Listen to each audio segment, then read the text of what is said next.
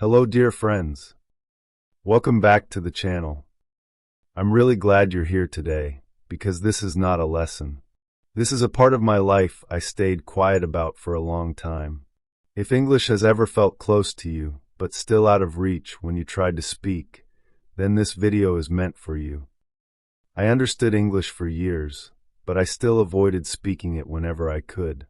Not because I didn't know what to say, but because the moment I had to speak, something inside me would shut down. I could understand English videos, conversations, and even jokes without much effort. In my head, everything sounded clear and correct. But when it was my turn to speak, my mind suddenly felt empty, like all those words were never mine to begin with. People thought I was quiet, but the truth was I was fighting my own thoughts every time I opened my mouth. When fear became louder than my voice. For a long time, I honestly believed English was the problem. I kept telling myself that my vocabulary was limited or my grammar wasn't strong enough. I thought if I learned a little more, practiced a little longer, everything would suddenly fall into place. But no matter how much I learned, the fear stayed exactly the same. Every time I wanted to speak, my mind would overload instantly. I wasn't just forming a sentence. I was translating from my first language, checking grammar rules, fixing pronunciation, and imagining people's reactions all at once. That mental noise made even the simplest sentence feel heavy and risky. I started rehearsing conversations in my head before they even happened. I would plan what I might say, how I might say it, and how it should sound. But real conversations don't follow scripts. When the moment came, everything I prepared collapsed, and silence took over again. The worst part was that I knew I wasn't empty. I had thoughts. I had opinions. I had emotions I wanted to express. But fear kept telling me that saying nothing was better than saying something wrong. Slowly, silence became my habit, and hiding became my comfort zone. After conversations, I would replay everything in my mind. I would realize how easily I could have spoken. How simple the sentence actually was. That regret stayed with me longer than any mistake ever could. I wasn't scared of English anymore. I was scared of myself failing in front of others. Perfection quietly turned into pressure.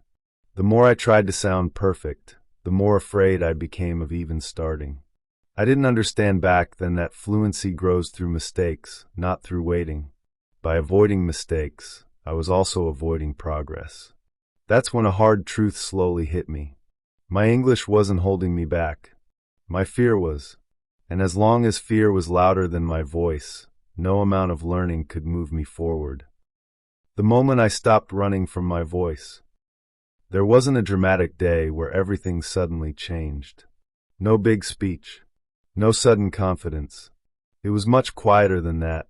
It started with a slow realization that I was tired of holding myself back. Tired of knowing things, but never saying them out loud. I began noticing how often I stopped myself mid-thought. How many times I chose silence, even when I clearly knew what I wanted to say. That silence didn't protect me anymore. It started to feel heavier than the fear I was trying to avoid. One moment stayed with me. I was in a simple conversation where perfection didn't even matter. Nobody expected advanced English. Nobody was judging. Yet I still froze. That's when it hit me that the problem was not the situation. The problem was the story I kept telling myself about my English. I realized I had been waiting for confidence before speaking, when in reality, confidence only comes after you speak. I was waiting to feel ready, but readiness never arrives on its own. It is created by action, not preparation. So, I made a small decision. I stopped aiming to sound fluent. I aimed to sound honest. I allowed my sentences to be simple. I allowed pauses. I allowed mistakes. For the first time, I gave myself permission to be a learner in public. The strange thing was this. Nothing bad happened. People didn't laugh. Conversations didn't end. Life moved on.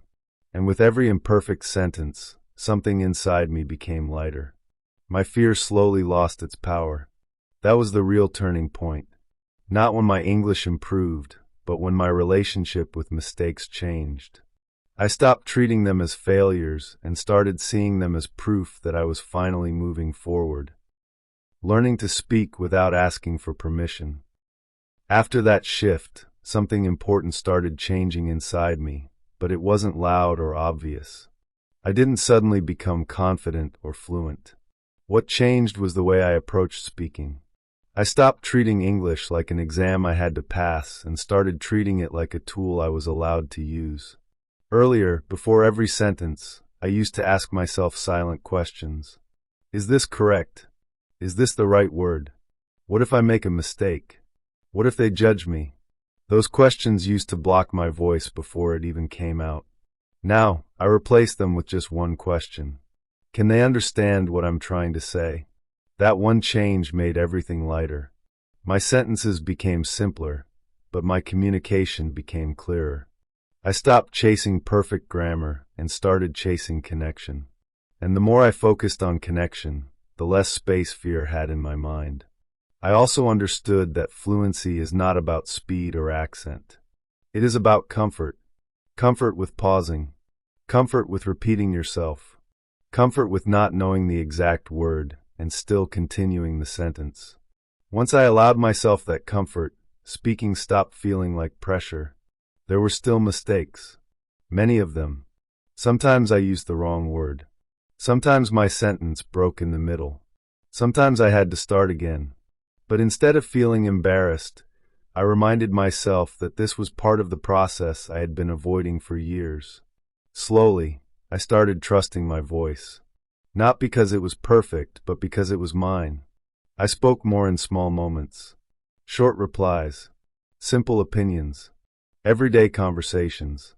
Those small moments added up in ways I never expected. What I learned during this phase is something nobody teaches clearly.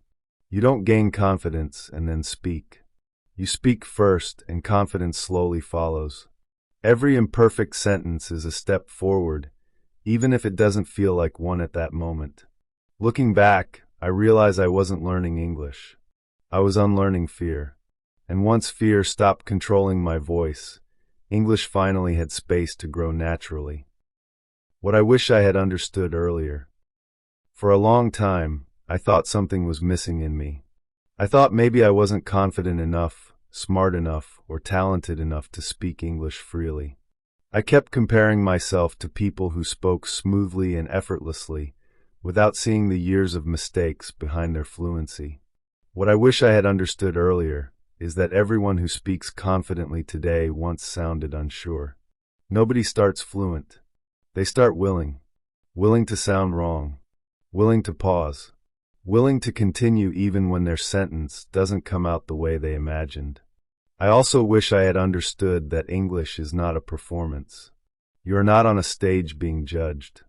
Most people are not listening to your grammar. They are listening to your idea. When I stopped performing and started communicating, conversations became easier and more human. Another truth I learned late is this.